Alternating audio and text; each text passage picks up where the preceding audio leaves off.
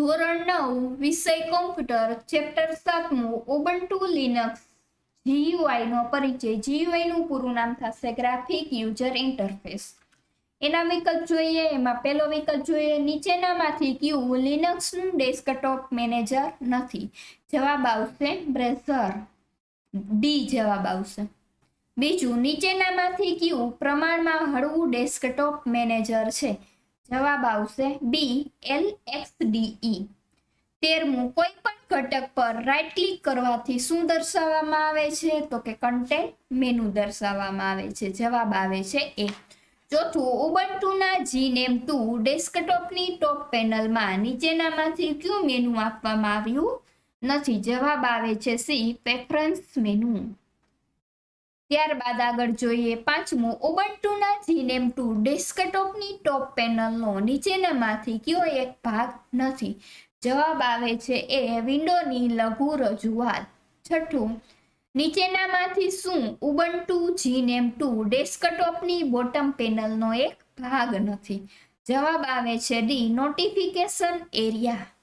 7મું, application મેનુમાં પૂર્વ નિર્ધારિત રીતે કયા વિનિયોગ માટેનો વિભાગ આપવામાં આવ્યો નથી? જવાબ આવે છે બી વહીવટ। 8મું, ઓફિસ વિભાગમાં નીચેનામાંથી કયો વિનિયોગ ઉપલબ્ધ નથી? જવાબ આવે છે બી openoffice.org ડ્રો। 9મું, ઉપયોગકર્તાની હોમ ડિરેક્ટરીમાં કયા ફોલ્ડરનો સમાવેશ કરવામાં આવ્યો નથી? જવાબ આવે છે ડી કોમ્પ્યુટર। 10મું, નીચેનામાંથી કયું લોન્ચર ટોપ પેનલમાં પહેલેથી આપવામાં આવ્યું છે? જવાબ આવે છે સી હેલ્પ। 11મું, ટોપ પેનલમાં લોન્ચરને શેના દ્વારા છૂટું પાડવામાં આવે છે?